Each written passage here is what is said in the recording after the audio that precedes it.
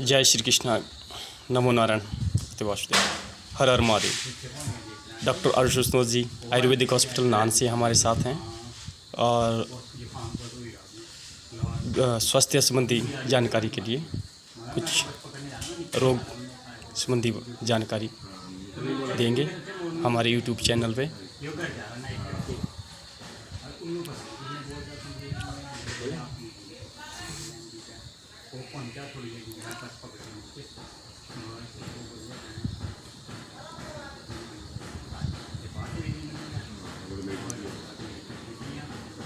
आज के विषय में हम रोगों के कारण के ऊपर प्रकाश डालेंगे कि इस समस्त भूमंडल पर रोगों के क्या कारण हैं। हमारी आयुर्वेदिक विचारधारा में रोगों के मात्र 3 कारण हैं। पहला असात्मेन्द्रियार्थ संयोग, दूसरा प्रज्ञापराध और तीसरा परिणाम। इन्हीं तीनों कारणों के बीच में हमारे शरीर में समस्त बीमारियां पैदा होती हैं। जैसे पहले मैं यह फोकस करूंगा कि असात्मेन्द्रियार्थ संयोग क्या है। हमारी जो सेंसोरियल पार्ट है बॉडी का, जिसको हम इंद्रिय कहते हैं, इंद्रियां कहते हैं, इन इंद्रियों का असात्म्य रूप से संयोग होना, यह प्रथम बीमारी का कारण है। दूसरा है प्रज्ञापराध। प्रज्ञा यानी कि बुद्धि, बुद्धि का अपराध होना या बुद्धि का जो है सही ढंग से इस्तेमाल न होना, यह दूसरा कारण है हमारी बीमारी का। तीसरा है परिणाम। परिणाम के अंतर्गत हमारी जो खट ऋतुएँ हैं, हमारी जो 6 ऋतुएँ हैं, इन 6 ऋतुओं का संयोग जो है मिथ्या योग और अयोग, मिथ्या योग के कारण जो है हमारे शरीर में बीमारियां उत्पन्न होती हैं। जैसे एक व्यक्ति है, वह जो है अपनी इंद्रियों का सही ढंग से उपयोग नहीं करता है और करना कुछ है, सोचता कुछ और है। इस तरह से वो कंफ्यूज्ड माइंड से अपने काम को करता है।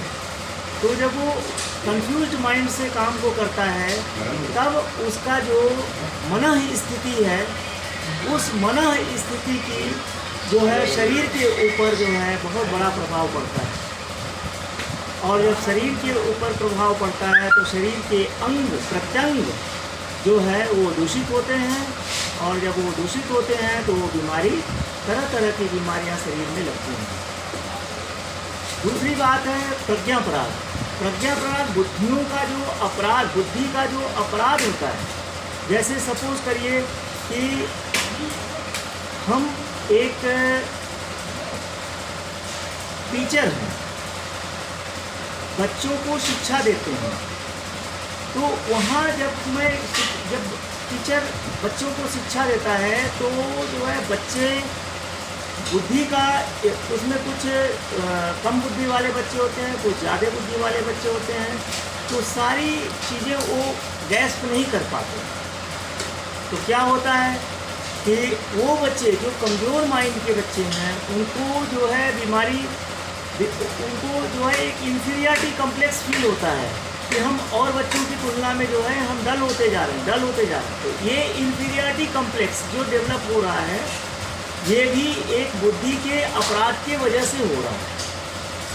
और जब बुद्धि के अपराध की वजह से होता है, तब ये जो है उस बच्चे के अंदर मानसिक रूप से जो है एक इन्फीरियरिटी कम्प्लेक्स डेवलप करता है, जिसके वजह से वो जो है मन से जो है बीमारी उत्पन्न होती है, और मन से जब उत्पन्न होती है तब वो शरीर के ऊपर उसका इफेक्ट आता है। इसको कहते हैं साइकोसोमैटिक डिजीज।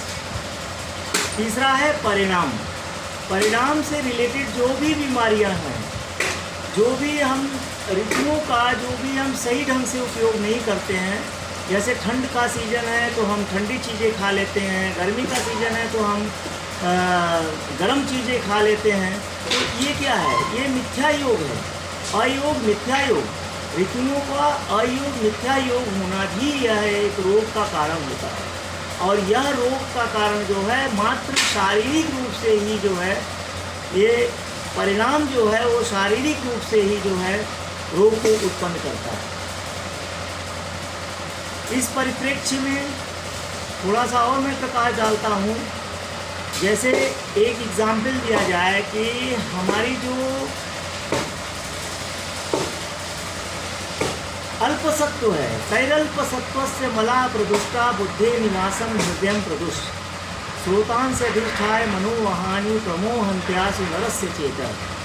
मतलब कि जब हमारी शारीरिक जो स्रोतस हैं, वो स्रोतस जो है जब दूषित हो जाते हैं, तैरल्पसत्व से अल्प बुद्धि वाले अल्पसत्व वाले व्यक्ति के अंदर जो महास्रोतस हैं, जो स्रोतस हैं, वो जब दूषित हो जाते हैं तो स्रोतों से संबंधित भी जो है बीमारियां हमारे शरीर में उत्पन्न हो जाती हैं। इसको अगर हम देखें तो इसको भी हम असात्मेन्द्रियार्थ संयोग के ही अंतर्गत इसको रखेंगे, और हम स्रोतों की शुद्धि करके ही उस व्यक्ति को विकार मुक्त कर सकते हैं।